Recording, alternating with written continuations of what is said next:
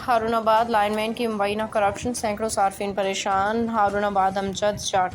Harunabad वाबड़ा grade station में तैनात lineman Ehsan Askari पर संगीन इल्ज़ामात सामने आए हैं। मुकामी दुकानदारों और शहरियों के मुताबिक लाइनमैन एहसन अस्करी ने सैकड़ों अफराद से मुबैना तौर पर बिजली के बिलों की रकम खुर्द बुर्द कर ली है, जिसके बायस शहरियों को हर माह इजाफी जुर्माने के साथ बिल अदा करने पड़ रहे हैं। दुकानदारों का कहना है कि मौजूदा महंगाई ने कारोबार को पहले भी बुरी तरह मुतासर किया हुआ है और ऐसे में वाबड़ा एहलकारों की करप्शन ने मजीद मुश्किलात में डाल दिया है। अवाम का मुतालबा है वाबड़ा हुक्काम फौरी तौर पर एहसन अस्करी के खिलाफ भी महकमाना तहकीकात का आगाज़ करें और जिन शहरियों से नाजायज़ बिल वसूल किए गए हैं उनकी रकम वापस की जाए।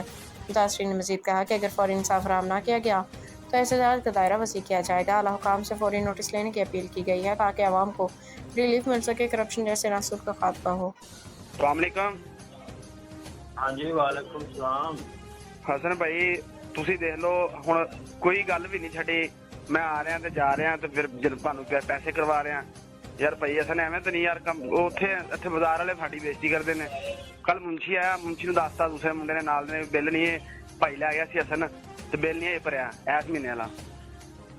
ਇਹਦਾ ਮੁੰਸ਼ੀ ਆ ਬਾਜ਼ਾਰ ਦਾ ਜਿਹਨਾਂ ਦੀ ਦੁਕਾਨ ਹੈਗੀ ਭਾਈਆ ਨਾ। ਅੱਛਾ, ਉਹ ਕਹਿੰਦਾ ਵੀ ਉਹਨੂੰ ਕਹੋ ਭਾਈ ਪੈਸੇ ਦੇਵੇ। ਚਲੋ ਤੂੰ ਮੈਨੂੰ ਭੇਜਿਆ ਸੀਗਾ ਉਹ ਨੰਬਰ? ਭਾਈ ਮੈਂ ਤੁਹਾਨੂੰ ਕੱਲ ਦਾ ਭੇਜਿਆ ਇਹ ਨੰਬਰ। ਅਸਲਾਮੁਅਲੈਕੁਮ। ਵਾਸਲਾਮ। ਹਾਂਜੀ ਅਮਜਦ ਭਾਈ।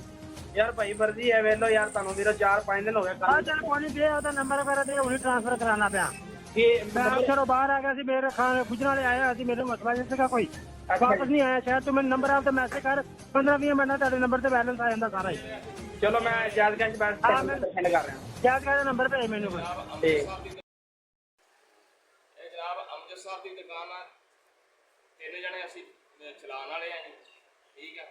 ਉਮਾਨ ਮੋਬਾਈਲ ਤੇ ਬਿੱਲ ਤਾਰਿਆ ਸੀ, ਹੁਣ ਕਹਿੰਦੇ ਜੀ ਇਹ ਦਾਖਾਨੇ ਕਰੇਗਾ ਜੀ। ਉਹਨਾਂ ਨੇ ਸਾਨੂੰ ਵਾਪਸ ਦੇ ਦਿੱਤਾ ਤੇ ਹਸਨ ਅਸਗਰੀ ਸਾਹਿਬ ਇੱਥੇ ਮੀਟਰ ਕੱਟਣ ਆ ਗਏ ਤੇ ਮੀਟਰ ਉਹਨਾਂ ਨੇ ਕੱਟ ਦਿੱਤਾ।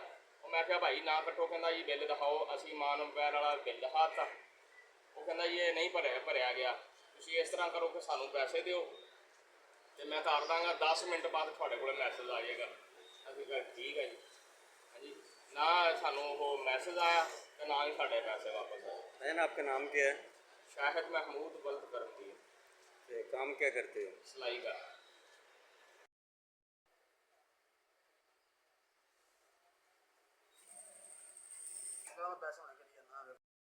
वो अमजद की दुकान, 3 जने बिजली का बिल जरा असी अमान मोबाइल से भरिया, ठीक है। उन्होंने कहा जी डाकखाने भर होना जी। वो हसन असगरी साहब वो इतने आ गए, मीटर कट दिता उन्होंने कहा जी बिल दिखाओ। असी बिल दिखाता, कहता जी ये भरिया ही नहीं है, ठीक है। साढ़े को पैसे भी लै गए तो बिल भी लै गए, ना 10 मिनट वो मैसेज आया तो ना पैसे आए।